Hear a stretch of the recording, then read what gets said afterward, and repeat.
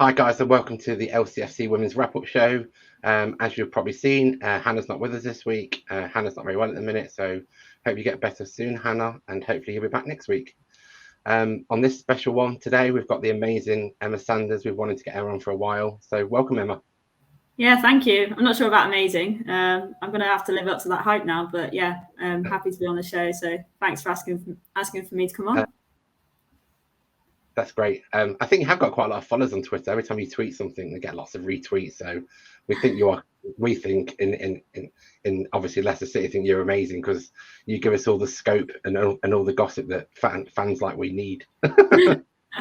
Well, that's good. That's good. It means I'm doing my job. So all good news. Okay, that's great. So for anyone who isn't familiar with you, what is your role that you do today in the BBC?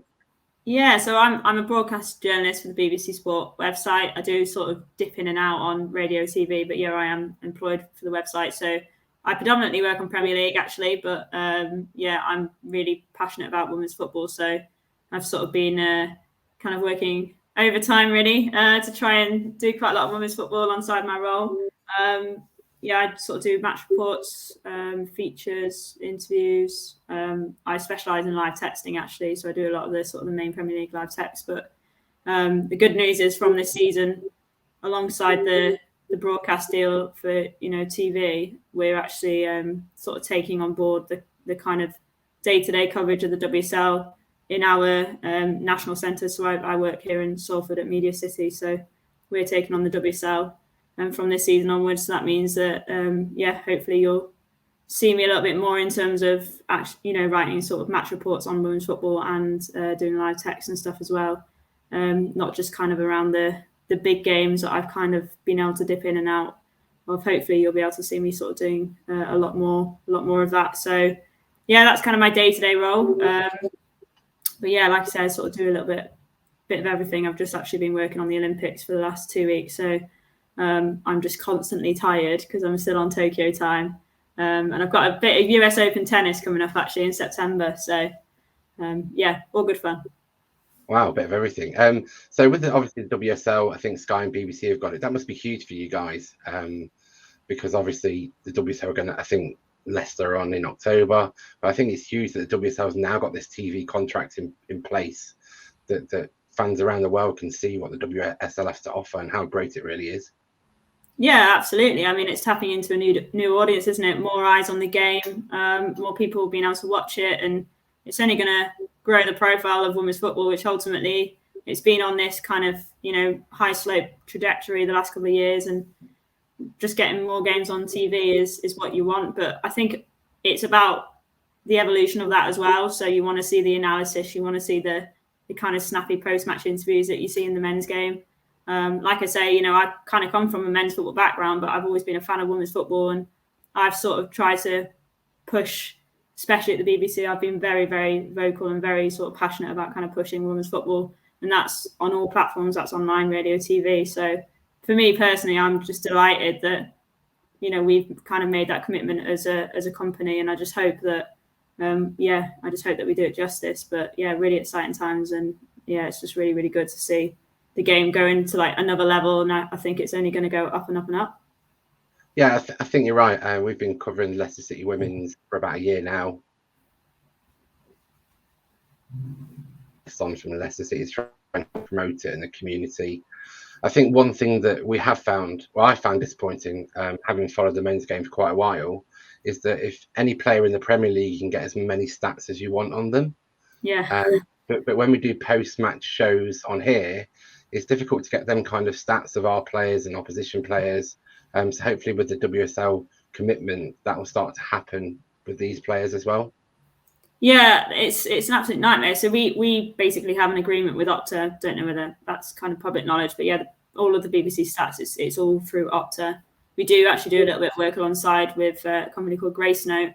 They provide sort of slightly different stats and analysis. It's a little bit more quirky. But yeah, the very sort of basic core stats, it's all from Opta. So our sort of women's football coverage in terms of, stats is very much catered around what they can offer. And that is limited at the moment. So you'd like to think with more games being on TV and more coverage websites and in radio and on podcasts like yourselves, that hopefully those kind of statistician companies will sort of catch up as well, because yeah, it's been really difficult. I've had people emailing me before actually saying, oh, where do you get stats for this? And I'm like,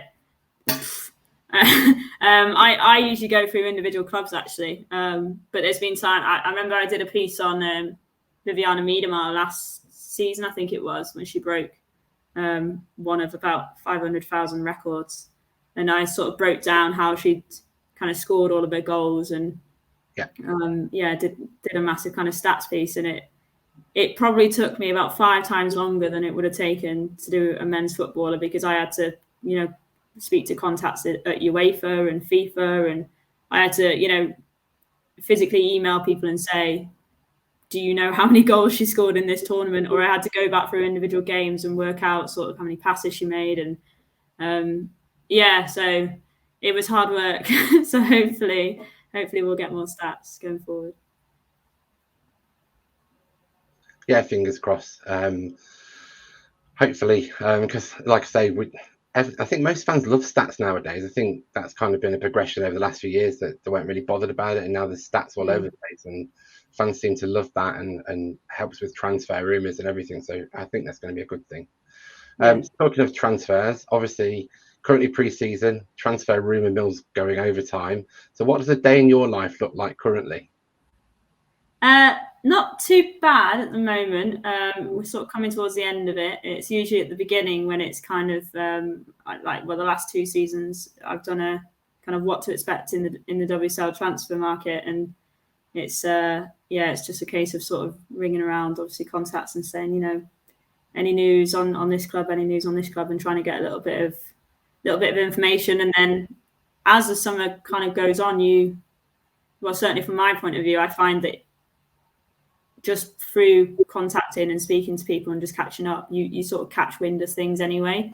They kind of come to you through your kind of, conversations with people. So it's less so about directly asking questions. It's more, you sort of get bits of information from a few corners, and then you put 2 and 2 together, and then you then ask the question, is this happening? Is this happening?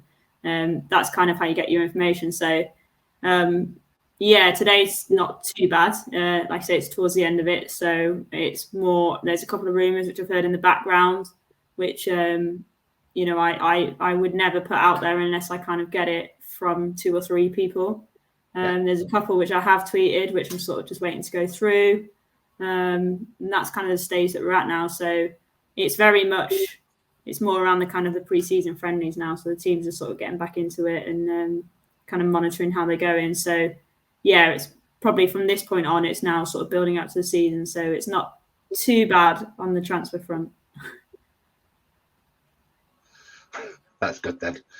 Because I know that me and Hannah talk a lot about transfer rumours and who we'd like at Leicester. And we always come up with thousands of names. So I think from what me and Hannah have always called you the Fab Romano of women's football, because when you seem to tweet something, it usually happens. So it generally gets excited, and then once you've tweeted it, we just wait for the club to announce it. So from fans' point of view, you're amazing. No, thank you. It's weird actually. I have I have heard that tag a few times this summer. It's quite funny. I quite enjoy it. I think it's quite funny. So somebody tweeted me, I think it was one of the Manchester United fans, tweeted saying that I needed my own sign off instead of here we go. But I'm not sure about that. I'm a little bit shy actually. So things like that, I tend to just try and avoid it. But I did joke that maybe I should sign it off with my initials, sort of ES with a kiss, and just leave it like that. We'll see. And that'd be your tagline.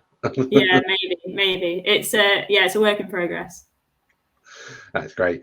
So anyone that wants to pursue the career that you've gone down, what kind of advice would you give them, and what's probably the best route to take? Yeah, a lot of people ask me that question, and I was very lucky that I actually came through clearing, because I originally wanted to do English literature at uni, and I stupidly declined all of my offers bar one. So I went into my A-levels with only one option, and it was like something ridiculous. I think I needed like an A star and 2 A's.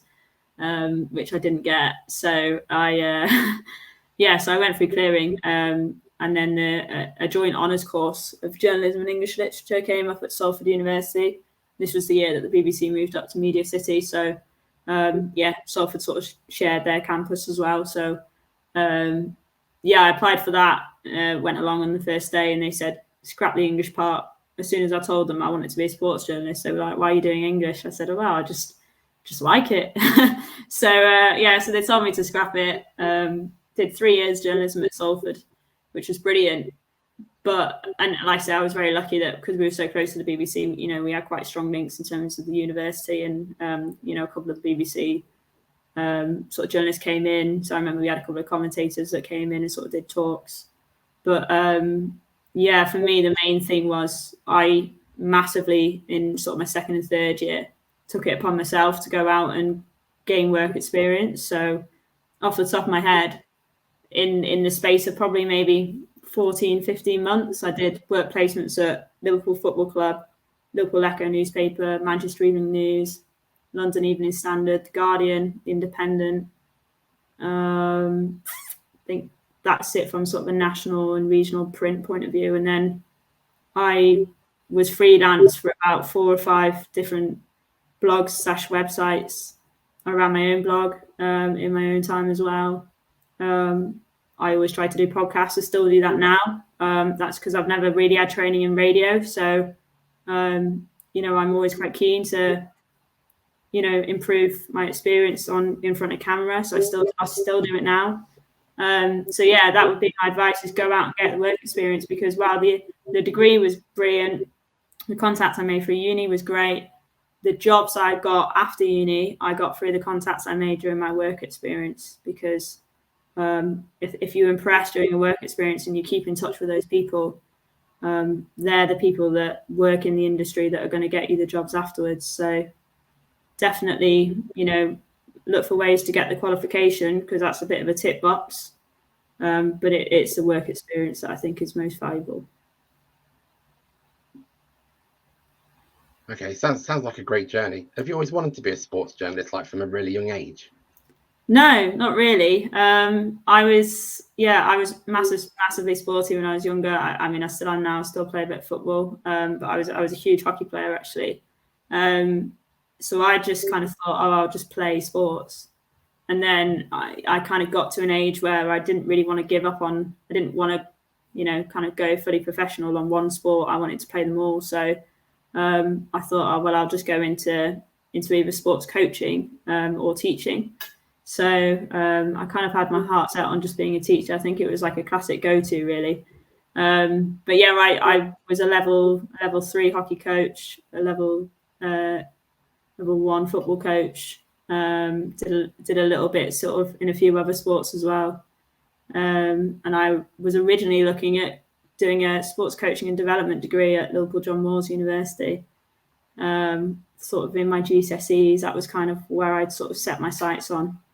And then, it was pretty much when I started doing my A-levels, and I just really enjoyed writing, really. I got really into sort of my English, and I just really enjoyed the writing side of it, and realised actually the way that I watch football, I analyse it and pick things out and criticise, and, I want to kind of dissect the game. So I realised that kind of journalism was quite a good route for me there, and I could sort of put across how I felt from watching a game into words. So it kind of went from there, really. That's really great. I know that you've been to a lot of games. So what's probably your highlight so far? Oh, that's a good question. Men's or women's, or both?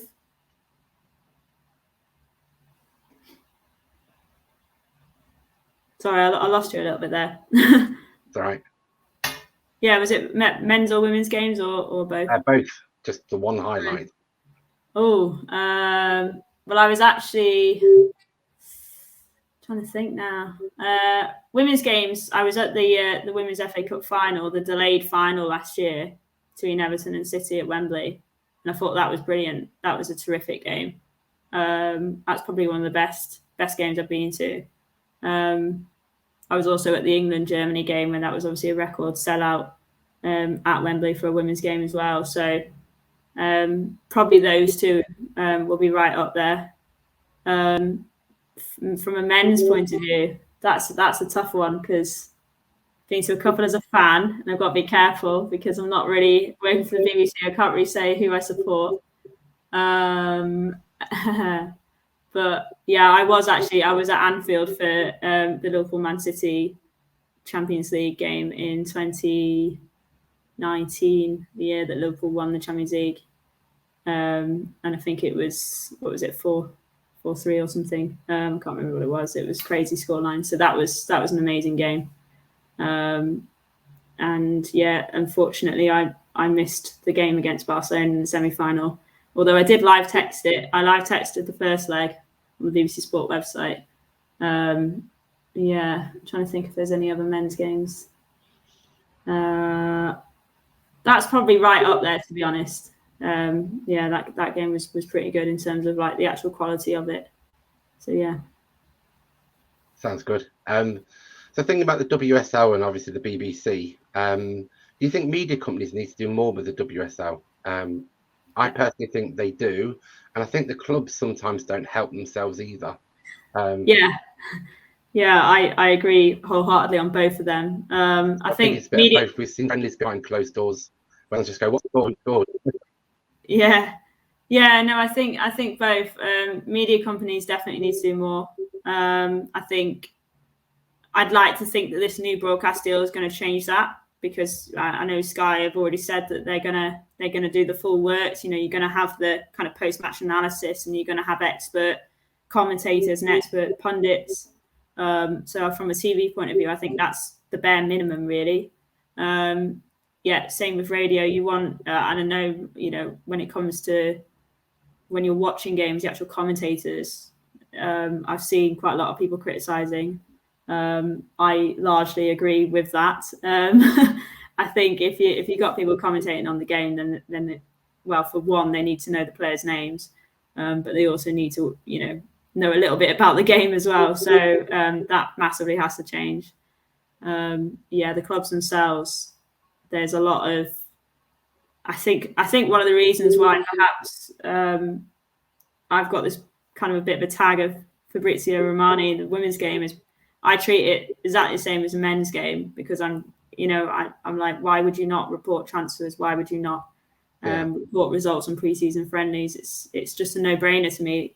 So I try to report in the same way that I would with men's football, but in women's football, clubs seem to have a little bit of a standoff. They don't really like releasing information. You know, they'll say that pre-season is a time when, you know, they like to play some academy kids. It's quite often some trial players, and they don't really want other clubs knowing information. But within the game, everyone knows it anyway. You know, it's why I catch wind of it, because everyone knows of it anyway. Players talk, agents talk, you know, staff talk. So the only people that they're denying that information for is the fans, which is the saddest part, really, which is why, I'm more than happy to leak it out there, because I think fans deserve to know sort of how their clubs are getting on, and just the business of their club, because fans are the most important people. So yeah, I'd like to see clubs do a lot more in terms of helping provide information for supporters and work alongside the media, because essentially we are that kind of middleman between the supporters and clubs. Yeah, I think you're right. I think one of the issues that we see regularly, not just for Leicester, for other teams, is that people in the game announce transfers. This person signed for that team, and then 3 to 4 weeks down the line, the teams announce it. And as a fan, you're thinking, why is there such a big delay? To be fair, that happens in the men's game as well. Sometimes it's around things like literally legally signing documents. So it could be a player who, especially during COVID, who just can't actually physically get across to sign the paperwork. Some clubs, especially ones like Manchester United, for example, they like to do the full works in terms of interviews and sort of kit reveals and sort of training videos. They like to have everything ready to go so they can kind of just release it all in one go. Whereas other clubs are a bit quicker on it. So, for example, I think I tweeted last week maybe that Leicester are sort of lining up a move for Connie Schofield, who's just recently left Birmingham. Although I don't think Birmingham have announced that yet, but she has left Birmingham. But my understanding on that is that she hasn't signed yet because there's, just sort of bog standard issues around kind of fees. So I actually had to get someone to explain this to me, but I think if a club has an option to extend and they offer that option and the player turns it down, then the buying club almost have to pay a fee. So it's sort of, small things like that, which we kind of don't really know about. It sort of passes us by. It's, that kind of legal side of things that we probably don't understand. So that's why there's often a delay, because there's usually, just a couple of things, or it might just be like personal terms with the players as well. So that's hopefully an example of why. Okay, that's great. So going forward, obviously Leicester City, first season in the WSL. Last season was tremendous for us within Championship. Yeah. So who are your key players that we should be looking out for this season? Yeah, there's a lot of new names in the Leicester squad, so it's going to be exciting. I watched a lot of Gemma Purfield when she was up north at Liverpool, and I think she's a really good, solid fullback. She did well at Bristol City last season as well, so I think she's a good signing for Leicester. She's one that I'd keep an eye on. Jess Sigsworth has already done well in pre-season, but she's proven that she's a goal scorer. She didn't get as much game time at United as she would have wanted, and that's obviously why she's left. But I think she'll be good for Leicester this season, especially with the players sort of in and around her. And then the obvious one, I guess, is your top scorer, Tash Flint, who I've been excited to see back in the WSL. And I think she'll just carry on really where she left off. I think she'll have a really good season. So they would probably be my three players to sort of keep an eye on. Yeah, with regards to Tash Flint, last season, any foot it's on, it goes in. Yeah. As a fan, she was tremendous to watch. So we're looking forward to that this season as well. So fingers crossed, we'll have a good season. So looking at predictions, where do you think Leicester will finish this season? Yeah, it's an interesting one because you never really know how, when a team makes so many new signings, so many new additions, you don't really know how they're all going to fit in. I think Leicester are certainly going to be in a battle. There's a couple of teams that have kind of really invested in terms of you look at Brighton. I think they're going to be strong again. Tottenham have made some really good additions. West Ham, there's a bit of talk that they're perhaps got one or two others that I think could surprise a few people, which I don't want to say just yet. But I think they could be quite dangerous. So it could be quite difficult down sort of in that kind of bottom half of the table, which is obviously where you would expect Leicester naturally to be, having just obviously got promoted. So I think they'll be safe. But I think they're probably going to be there or thereabouts in that kind of, bottom maybe 3 or 4. So hopefully for you guys I'm wrong. But yeah, I think it could be a really exciting season, sort of from 6th or 7th place downwards. It could be anyone's really. Yeah, I think you're right. Hannah spoke the other week. I said probably mid-table would be a great season for us. Yeah. Very big expectations. Your first season of WSL, you just want to cement yourself in that WSL and then plan going forward. So I think as Leicester City as a club, that's what they'll probably aim to do, because we seem to do everything right for the men's, and I think that'll mirror itself with the women's as well. Yeah, no, I think that's fair. I think mid-table finish, absolutely, yeah. That's great. So have you heard any rumours of any other incomings we might be getting? It's just that Connie Schofield one. I think I'm trying to think off my top of my head, trying to keep up to date with all of my transfer goss. I think that's the only one that I personally believe I'm sort of waiting on from Leicester to come through. And like I said, as far as I'm aware, they are actually that hasn't been signed yet, so that might not go through. But I think it's pretty much set to go. And as far as I'm aware, there isn't really anyone else that I know of that's kind of on Leicester's radar. Okay, I think Schofield will be a great signing again and another addition to the team. Like you say, we have made quite a few signings. I'll be interested to see how they play together. because sometimes when you make new signings, you don't know if they're going to gel together. But I think they will gel together. It'd be interesting to see how they incorporate them into the squad, because at Leicester currently it's kind of a band of sisters. They're all really close, so I think they'll be great additions. Yeah, and I think it's going to be more competition as well, especially going forward. Which is only going to be a good thing. I think Connie Schofield obviously brings that WSL experience as well if she does come in. So hopefully they get that one over the line. Fingers crossed. So what we do with all of our guests, we have a fun part of the where we just talk about TV and things. Hannah loves Drag Race, so generally the conversations go down the drag race route. First of all, when you have free time, which hearing about your journey in life, you probably don't have that much of. What kind of things do you binge watch on Netflix? Yeah, you're right. I don't have much free time, but so I tend to not binge watch because I only really ever have time for about an hour here or there. But my favourite TV show is Line of Duty. I absolutely love it. So whenever a new season comes out, I basically watch all of the entire previous seasons in the build-up. So yeah, Line of Duty. There's always something on Netflix. I'm massive into those kind of sort of like especially like the BBC sort of crime dramas. I love all that sort of thing. I've just watched The Fall actually, which was, I think it came out a few years ago, but with sort of Gillian Anderson and I think is it Jamie Dornan. So that was on Netflix. So yeah, I've just finished watching that. That was 3 seasons. So yeah, I kind of need a new TV series to watch at the moment. I've just watched actually all of the Fast and Furious films. So I need a new TV series. So any recommendations, give me a shout. But I have got a list of about 20 on there because whenever someone recommends it, I'm like, I'll put it on a list, and whenever I find time, I'll start it. So yeah, I've got quite a few to catch up on. That's brilliant. What did you think to the end of Line of Duty? I was a bit disappointed, I think.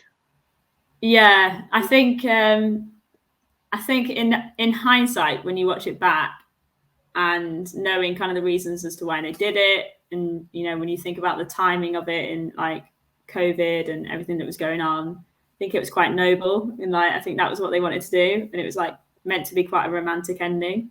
Yeah. But what everyone knows for Line of Duty is this like big kind of like, it's the big bombshell, isn't it? So I think everyone was expecting bombshell, and I certainly was. So yeah, my initial reaction was like, oh, that was a bit of an anticlimax. So yeah, I wasn't too impressed. But yeah, I'd like to think the more times I watch it, the better the ending will get, if that makes sense. Yeah, I think you're right. Maybe I need to rewatch it. Yeah, definitely rewatch it. It's just an excuse to watch it all again anyway. So yeah, that's exactly what I mean. I know when the new seasons came out, everybody started to watch the old ones before it to remember what happened. So I think that's kind of great when things like that happen. Yeah, definitely. And it's I must have watched season 1. Yeah, I've over 10 times now. So one program I will recommend to you is Ted Lasso. Okay, yeah, I have heard about this, but yeah, I will add it. I'll add it to my list. Yeah, so Ted Lasso is an American coach that comes to run a team in the Premier League. Oh, nice. Yeah. And it is really, really funny. Okay, right. It's on the list. That sounds good. I like that. There's a few football players in there, obviously not named the same, but you'll know what player. Nice. So their captain's called Roy Kent. He's very angry, so I think you know who that is. Brilliant. Yeah, no, yeah, that sounds good. Yeah, we'll get a bit of Roy Keane / Roy Kent. So music-wise, we ask all our guests. We're creating a playlist for the season, so every guest will get to put a song on the playlist. Last week we had Eve from Hair Game 2. I think she did Bryan Adams' Summer of '69. So if you could put a song on our playlist, what would it be? So I said to you before we started recording that I'm rubbish with music because I just basically just put Spotify on shuffle. So at the moment I'm actually I think because I'm like trying to like relax a bit more in between sort of the Olympics and start of the Premier League. I've been listening to Drake, his Scorpion album from 2018. But I feel like so I would have recommended a song from that album, but I feel like it's just not going to go alongside Bryan Adams. It's like the complete opposite. So I'm going to have to rethink this. So I think a classic, my karaoke song choice is always like Shania Twain, Man, I Feel Like a Woman. And you can't go wrong with that on a playlist. So yeah, throw that on there. Yep, I will do. Charlie Devlin, who we spoke to before, she'll be disappointed you've not gone with the Drake song. I know that. Well, I mean, feel free to put. So I would have said Non-Stop from Drake from the Scorpion album. Okay. But yeah, I just feel like maybe don't put that immediately afterwards from Bryan Adams, and then yeah. No, that's brilliant. It's been amazing having you on today, Emma. Thanks for coming on. Hopefully you'll be free again soon, and we'll get you back on with Hannah. Yep, definitely. Yeah, tell Hannah. I hope she gets better soon. And yeah, thanks for having me on. And hopefully you enjoyed it and you do want me on again. Because if I was really rubbish, then obviously don't have me on again. So coming on.